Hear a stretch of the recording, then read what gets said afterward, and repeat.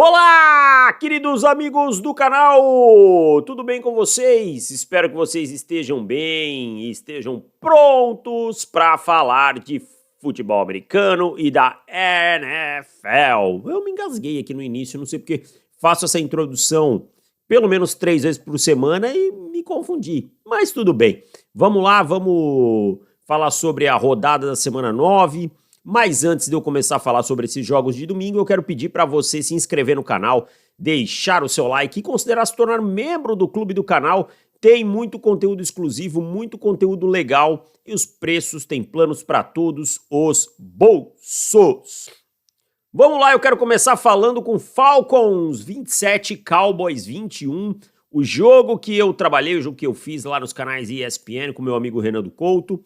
Olha, um jogo que até os instantes finais aí tava com 2 posses de vantagem para os Falcons, né? Então pode parecer que ele foi mais apertado do que realmente foi, mas foi um bom jogo dos Falcons, principalmente protegendo o Kirk Cousins. Eu sei que ele sofreu um fumble lá do Carl Lawson numa pressão, mas fez um bom trabalho também quando precisou lidar com a pressão, improvisar, encontrando o B-Jump, encontrando seus checkdowns.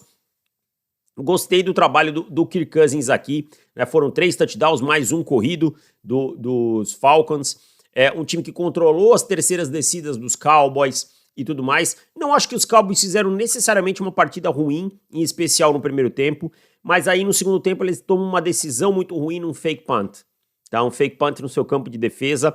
Ali os Falcons eles tomam controle da partida, dali eles abrem 2 posses de novo, controlam o jogo. E aí a coisa se complica. Acho que os Falcons são um time que já está pronto para pensar grande, pensar em Super Bowl. Não, mas são um time muito bom em relação ao que a gente via nos anos anteriores. Mas fica aí, Drake London lesionado no primeiro tempo. Nos Cowboys, o Dak Prescott saiu com uma lesão na coxa. O CeeDee Lamb também saiu com uma lesão, me parece, no ombro. Então, assim, vamos ver como é que se desdobra isso pra frente. A verdade é que a temporada tá bem difícil pro Dallas Cowboys, é improvável que eles consigam voltar pra temporada, e os Falcons vão controlando a sua divisão nesse momento. Os Buccaneers jogam hoje ainda, né? Mas os Falcons têm vantagem, e além de tudo venceram os 2 jogos do confronto direto. Seguindo agora, vamos falar da vitória dos Bills sobre os Dolphins, 30-27. Olha, os Bills venceram, vão controlar sua divisão, possivelmente vão vencer a divisão, né? A não ser que aconteça uma catástrofe, mas é a prova de novo que os Dolphins não são um time tão ruim quanto o recorde que eles têm, né? Foram 27 pontos, foi um jogo bem equilibrado, os 2 times correram bem, o Etienne e o Mostert conseguiram correr, mas você vê nos Bills um Ray Davis aparecendo para fazer jogadas, anotar touchdowns, então encontrando alternativas o Buffalo Bills, né? Mas mais uma vez os Dolphins perdem na última campanha. Mais uma vez na última campanha defensiva, não conseguem parar. 2 faltas, o Tyler Bass acertou uma patada de 60 jardas, ele que tinha perdido um extra point. Então assim, os Dolphins não são esse time ruim que o recorde representa, mas eles perderam 2 jogos que eles não podiam perder e agora a temporada pode ter ido pro vinagre de vez. Os Bills jogaram bem, sofreram um pouco mais que o normal, mas é um confronto divisional, é um confronto contra um ataque que tem boas peças, como o Waddle, como o Tua, como o Etienne, que tem o Tyreek Hill, obviamente. Então é uma vitória importantíssima. Por quê? Porque você consegue se consolidar na sua divisão, consegue vencer um jogo duro. Eu acho que o Tua jogou bem, eu acho que o Josh Allen jogou bem também. Teve uma interceptação na Red Zone, mas que fica para mim totalmente na conta do Keon Coleman, tá? Eu acho que os Bills têm que se preocupar um pouquinho com essa defesa terrestre, que em alguns momentos cede algumas jogadas grandes demais, mas é um time pronto para brigar pro playoff, pronto para competir nos playoffs, né? Enquanto os Dolphins, o início de temporada turbulento, a lesão do Tua e tudo mais, pode ter condenado uma temporada. Os Dolphins precisam acertar sua defesa, que é um problema com o Mike McDaniel desde que ele chegou.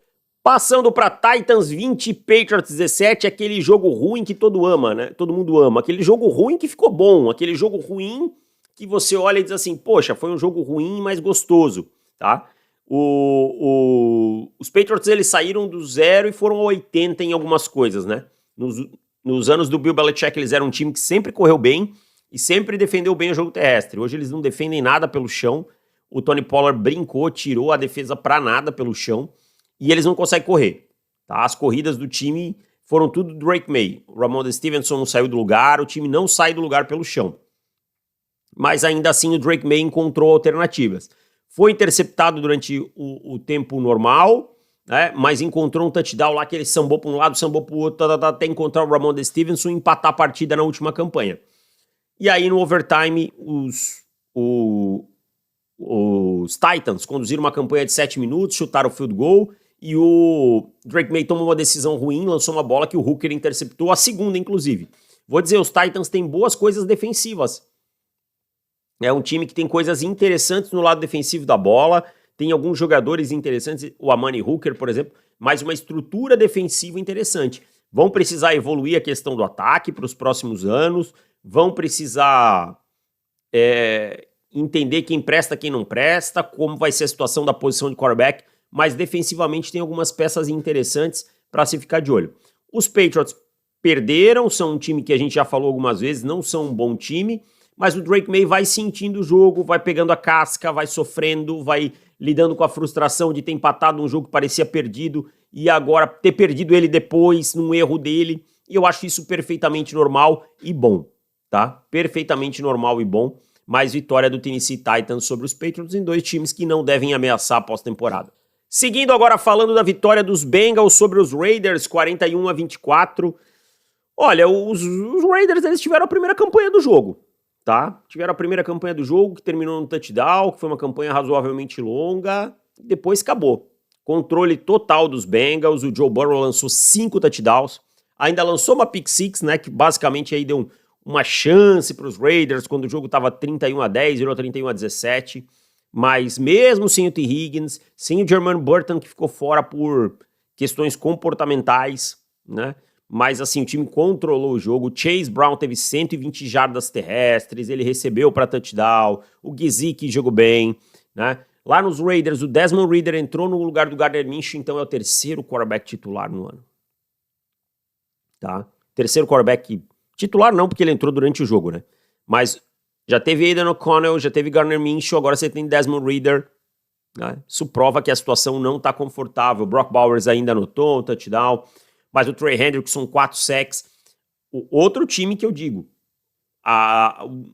os Bengals são melhor que um time de campanha negativa. O problema está no lado defensivo da bola esse ano, quando enfrenta equipes mais fortes. Mas assim, o Joe Burrow vem jogando bem, o ataque consegue encontrar algumas alternativas, né? Tipo, o T. Higgins não tá, o Iosivas aparece, o Gesicki aparece.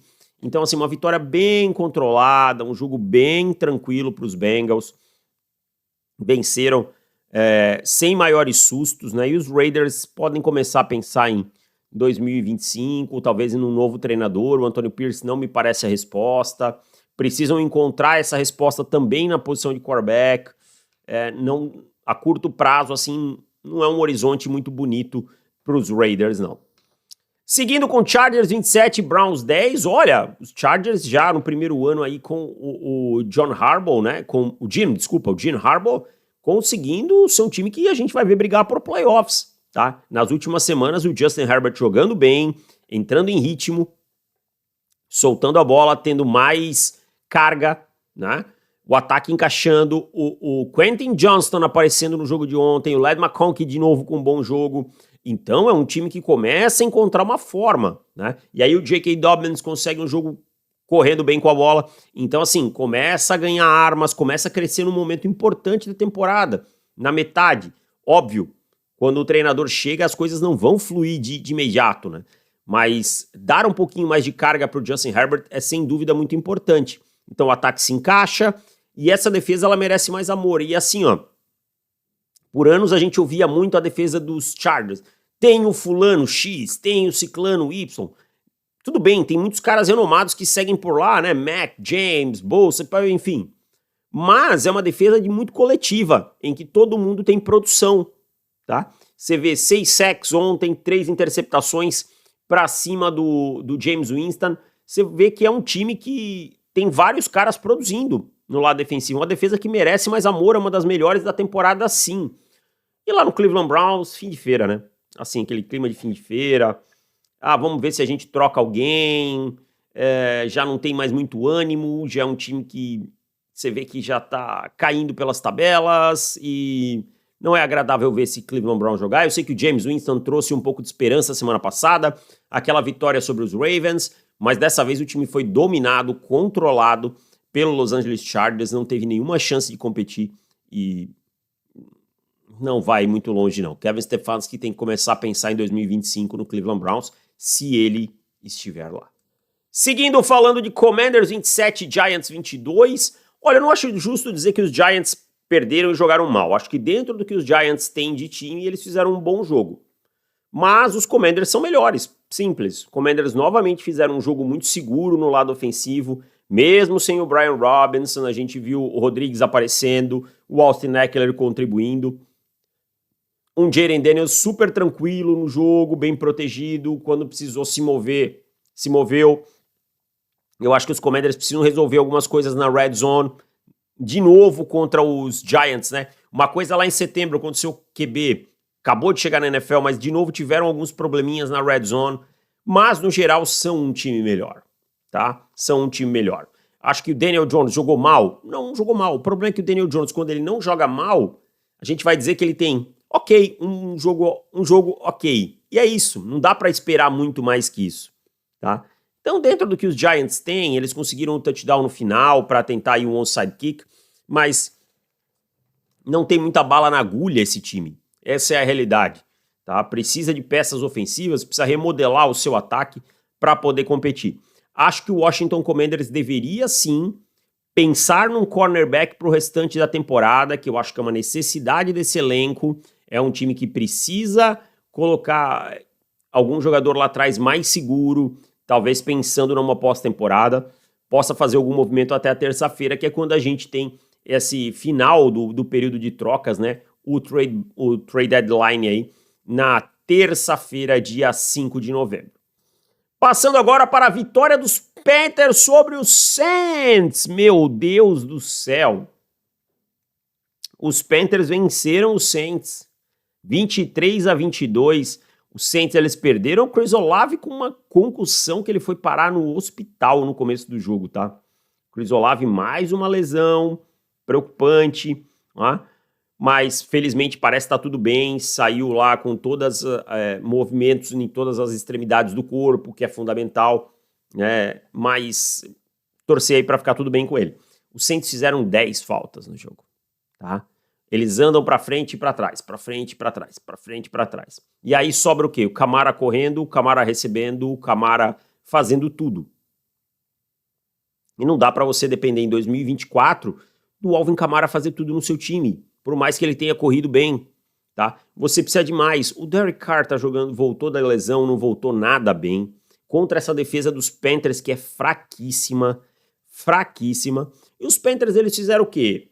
Aquela coisa que o time ruim tem que fazer, se manter vivo até na última posse, tá? Se mantiveram vivos, o Chuba Hubbard encontrou uma corrida aqui, outra colar, uma bola pro Xavier Legette, né? O Bryce Young teve um jogo ok, né? O que pra ele, nesse padrão, já tá bom depois do que a gente viu nesse ano. E foi isso. E aí conseguiram um touchdown no final pra virar o jogo e jogaram a pressão pro outro lado. Jogaram a pressão pro outro lado. E aí o Derek Carr não conseguiu encontrar a posição para um field goal para virar o jogo. Então, assim, um jogo feio, tá? Um jogo que não é um jogo tecnicamente bom. Duas equipes ruins. Agora, os Saints perderam para os Panthers. Tá? Os Saints perderam para os Panthers. Tá? Isso fala muito sobre o momento dos Saints depois daquelas duas vitórias iniciais que empolgaram.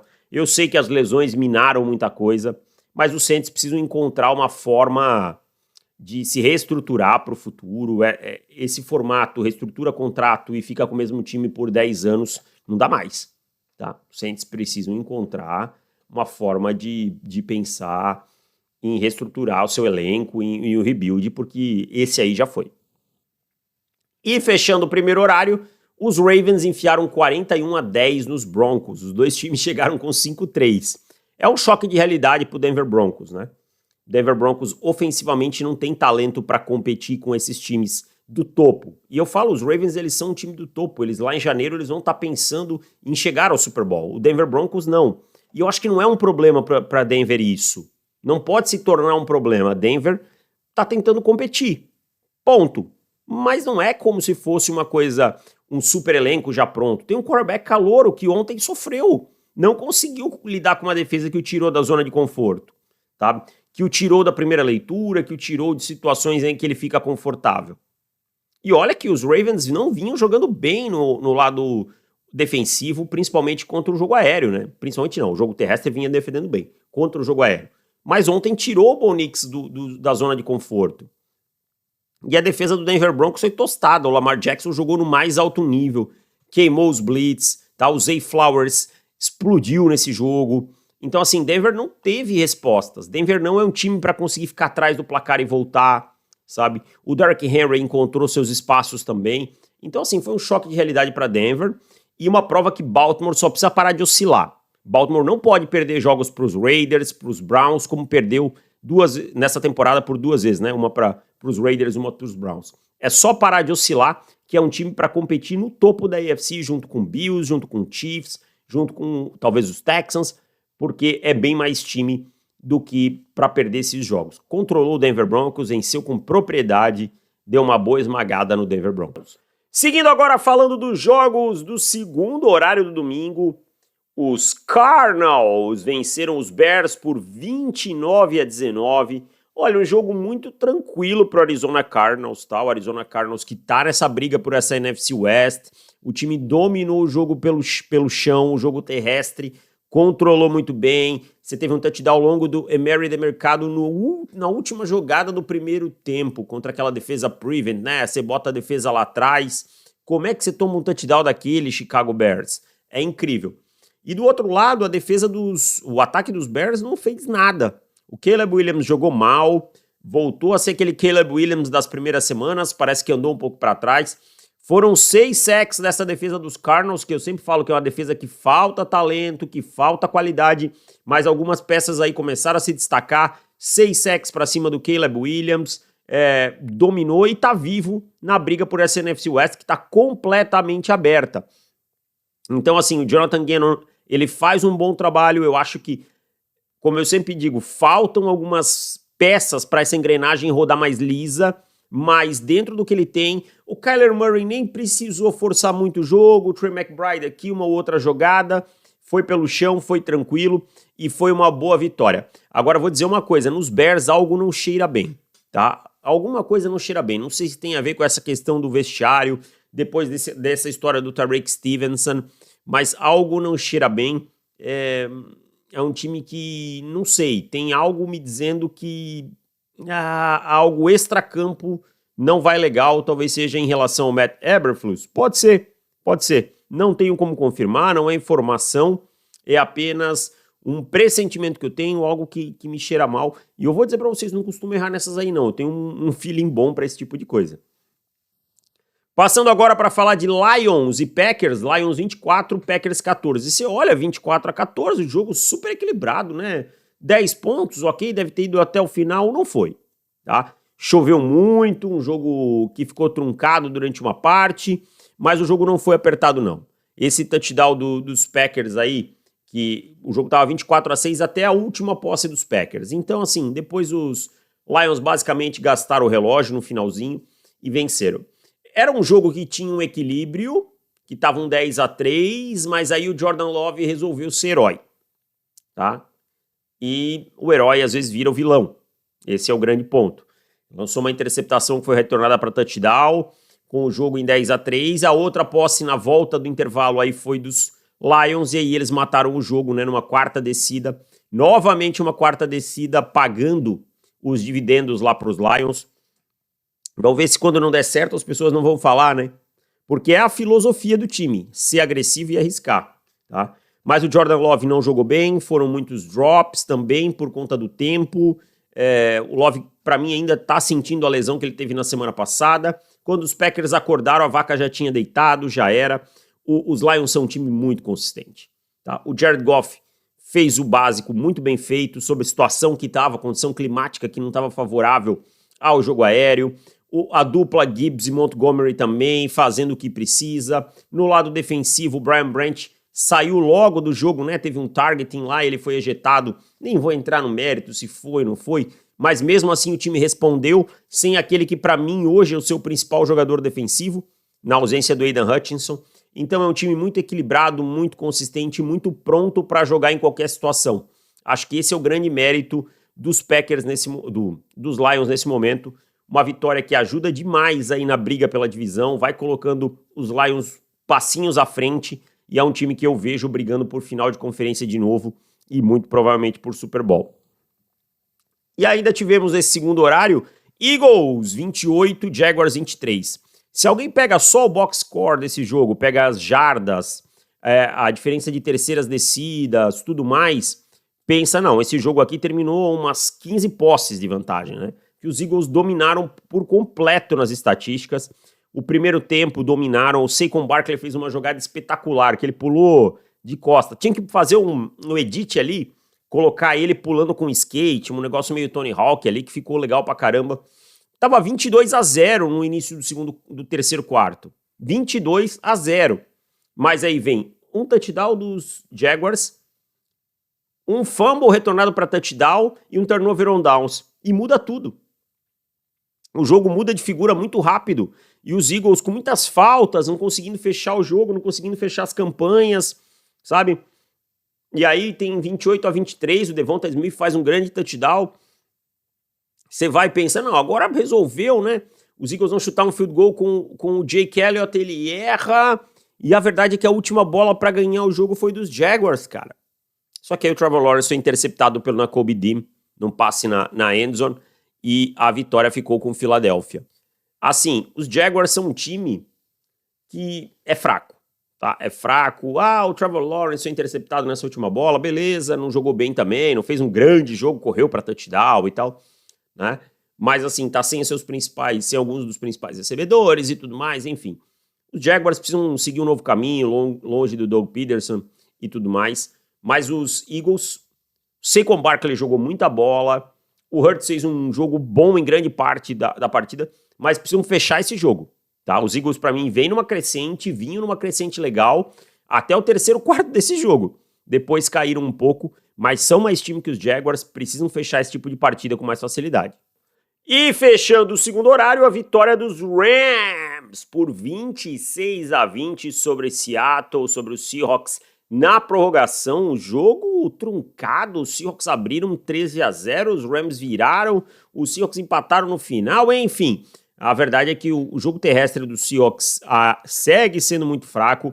O Geno Smith foi sacado 7 vezes, e aí a gente tem que dar o mérito para a defesa dos Rams também, né? O Braden Fisk com um baita jogo, com 2 sacks, o Jared Verse aparecendo também, então bastante pressão. Mesmo assim, o Jackson Smith-Njigba apareceu, mas o diferencial, o trabalho na Red Zone. O trabalho dos Seahawks na Red Zone ontem foi lamentável. O Geno Smith teve uma pick six na Red Zone, ele lançou uma bola que o Cameron Kinchens atravessou o campo e deu a vantagem para os Rams pela primeira vez no jogo, tá? Depois ele lançou outra interceptação na Red Zone, tá? E ainda empatou o jogo, levou para a prorrogação, e o time tem uma 4-1 na linha de 13, 12, não me recordo agora. E eu não me oponho a tentar converter essa quarta descida, tá? Eu me oponho é você a chamada mais óbvia possível com um jogo terrestre que não tá funcionando. E aí os Rams param, o Matt Stafford dá uma sorte danada no primeiro lançamento que ele faz no overtime, mas depois ele lança uma bola maravilhosa pro DeMarcus Robinson.